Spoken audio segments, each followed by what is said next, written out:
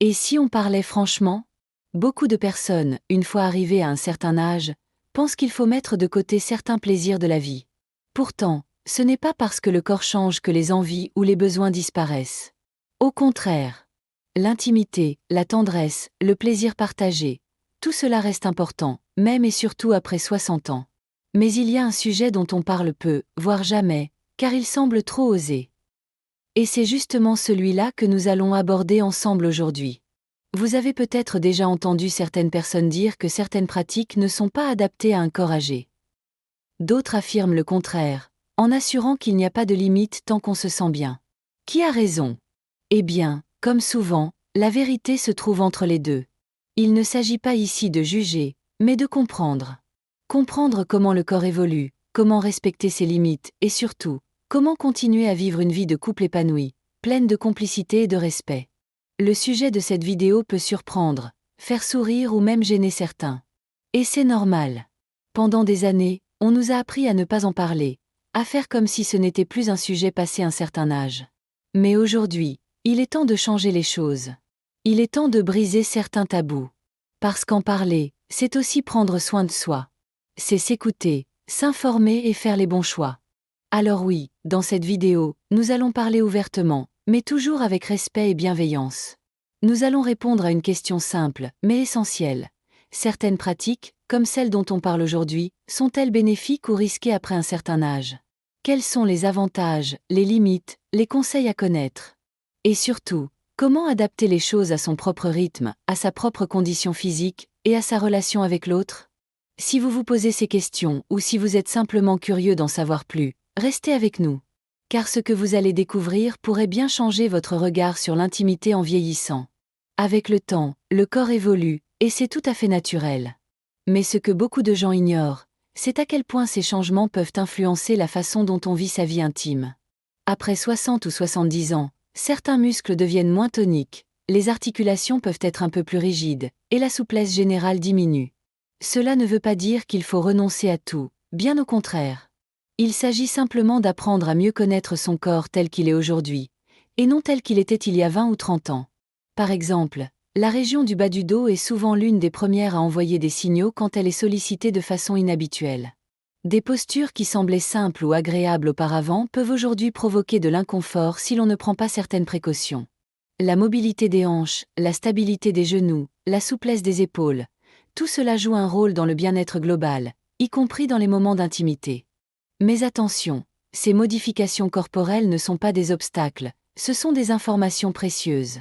Elles permettent d'adapter certaines habitudes, de découvrir d'autres façons de bouger, de se rapprocher, et même d'expérimenter des choses nouvelles, plus douces et plus respectueuses des limites de chacun.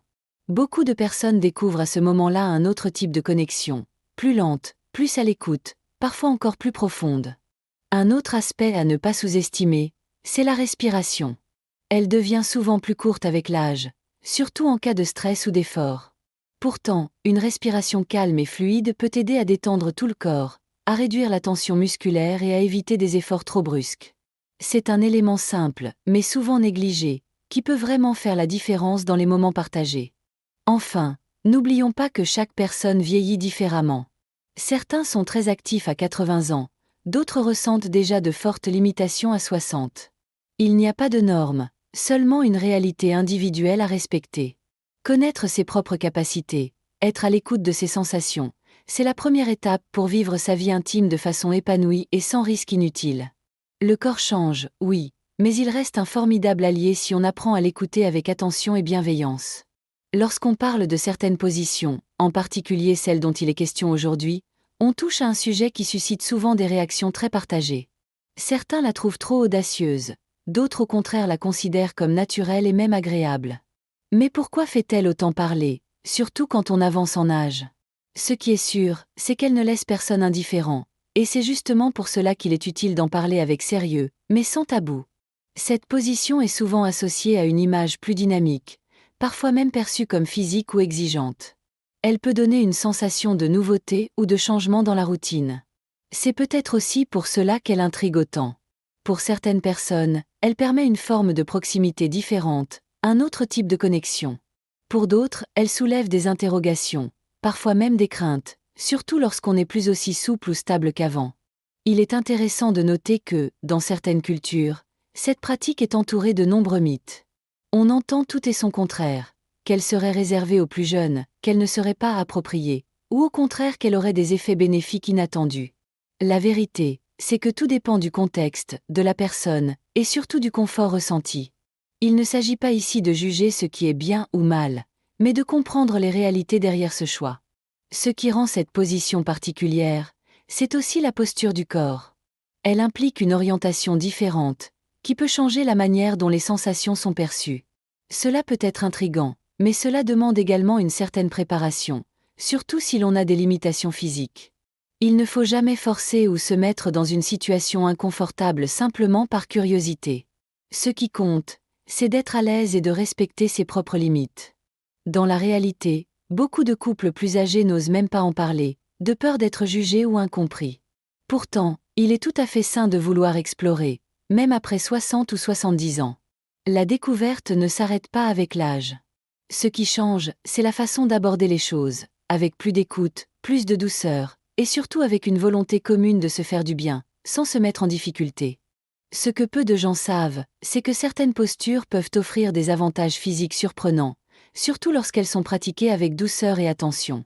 Dans le cas de la position que nous explorons aujourd'hui, il existe des bénéfices réels, notamment pour des zones du corps qui sont parfois négligées après un certain âge. Bien entendu, il ne s'agit pas ici d'un exercice au sens classique du terme, mais certaines parties du corps sont tout de même sollicitées de manière positive. Par exemple, cette posture peut stimuler les muscles du bas du dos, de la ceinture abdominale et même des jambes. En gardant une certaine stabilité et en adaptant les mouvements, on active des zones qui contribuent à la posture générale du corps.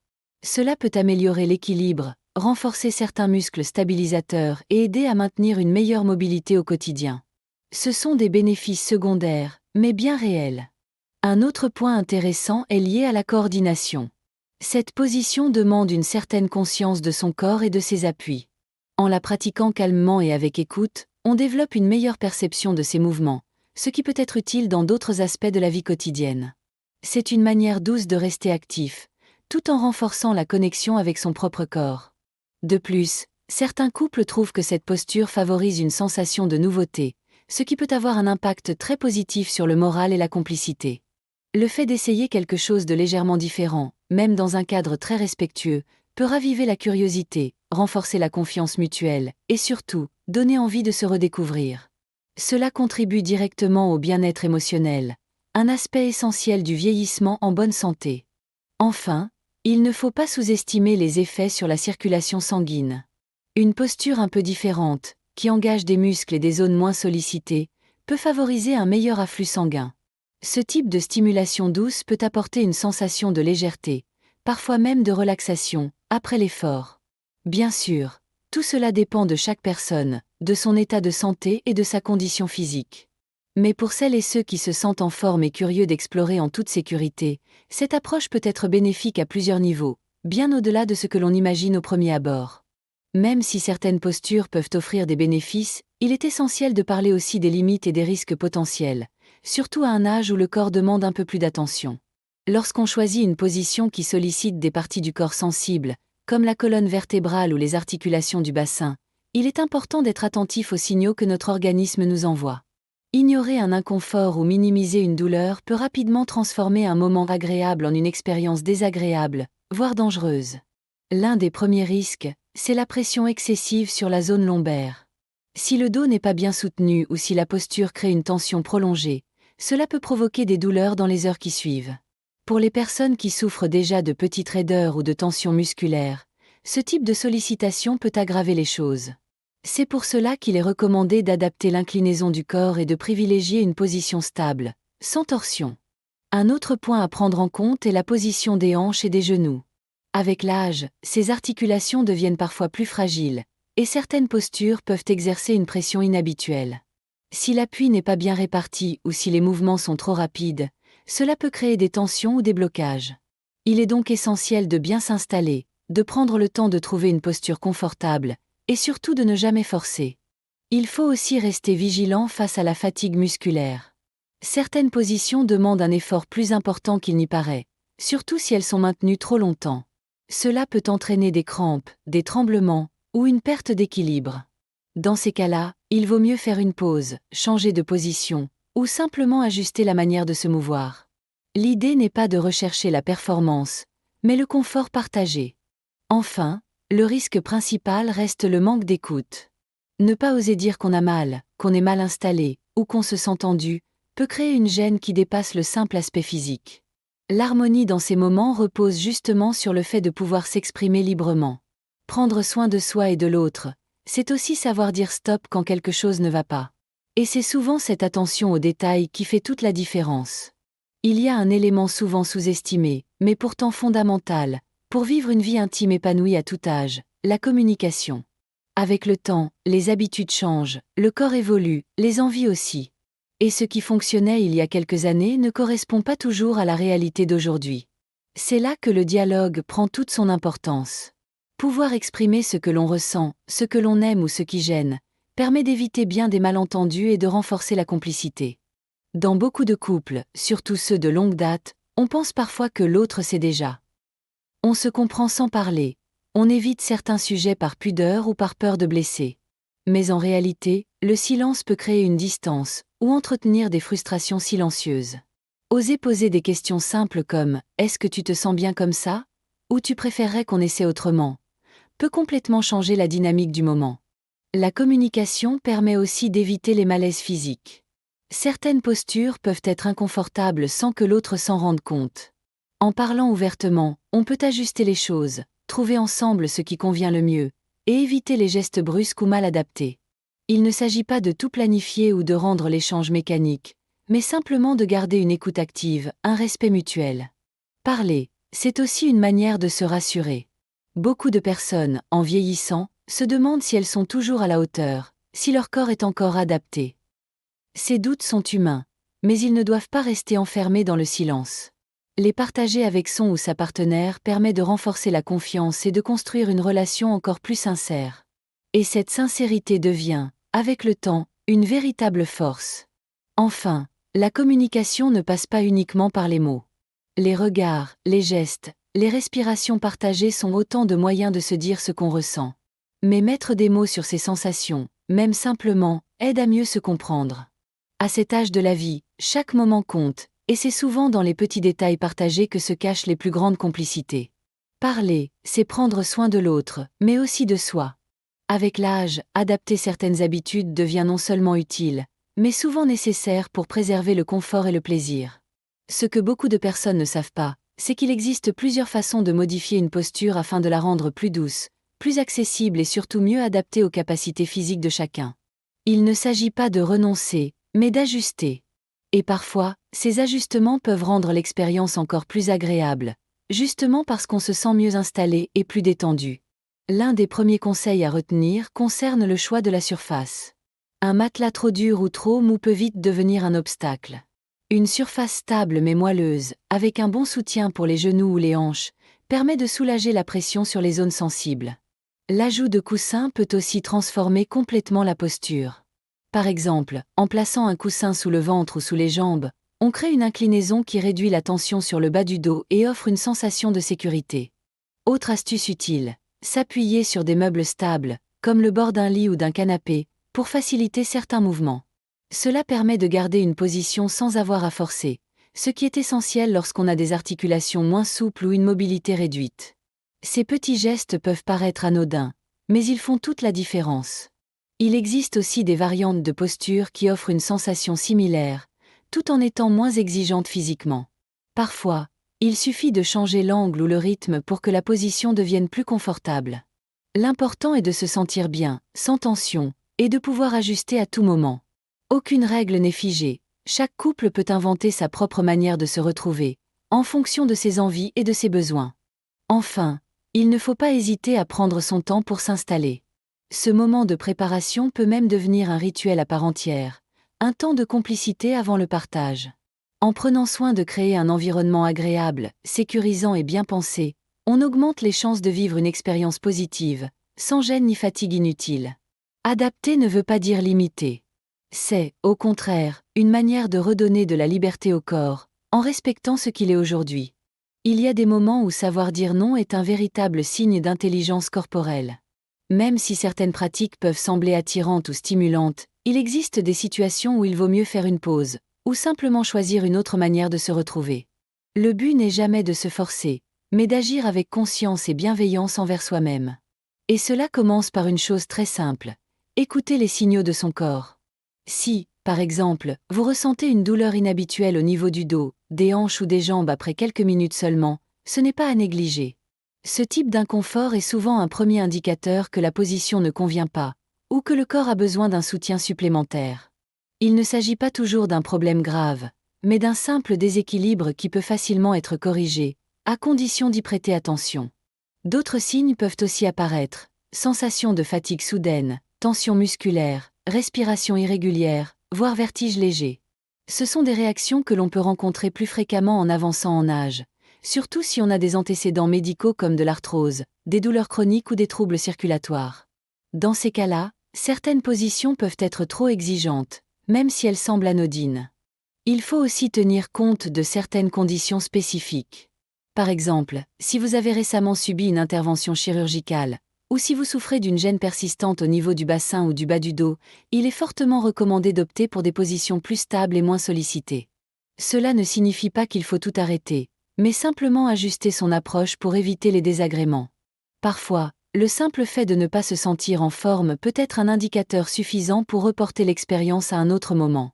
L'intimité ne devrait jamais être une épreuve physique, mais plutôt un moment de détente, de connexion et de plaisir partagé.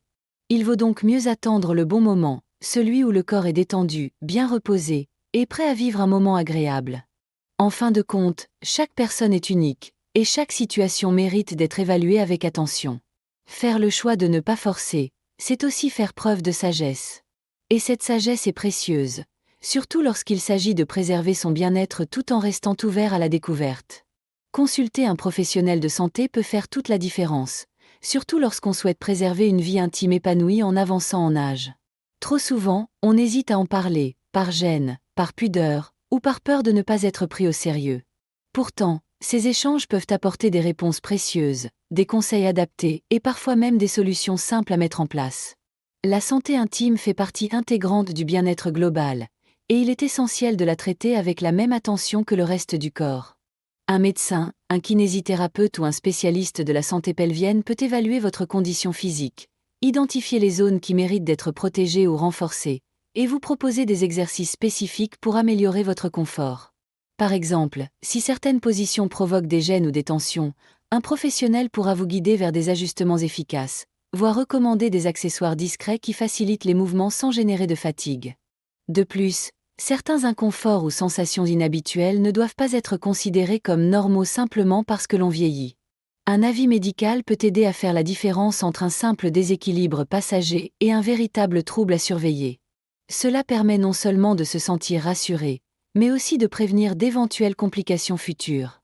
Le dialogue avec un professionnel est aussi l'occasion d'aborder d'autres aspects liés à l'intimité, comme les changements hormonaux, la prise de certains médicaments ou les effets secondaires de traitements en cours. Tous ces éléments peuvent influencer la perception du corps, la mobilité ou la sensibilité. En parler dans un cadre bienveillant, confidentiel et sans jugement est une vraie opportunité d'apprendre à mieux connaître son corps à ce stade de la vie. Et il ne faut pas oublier que ces consultations ne sont pas réservées aux femmes ou aux hommes uniquement. Tout le monde peut bénéficier de conseils personnalisés, quel que soit l'âge, le vécu ou le style de vie. Briser le silence autour de ces sujets, c'est aussi reprendre le pouvoir sur sa santé et sur son bien-être. Parfois, une seule conversation peut ouvrir des portes insoupçonnées et redonner confiance.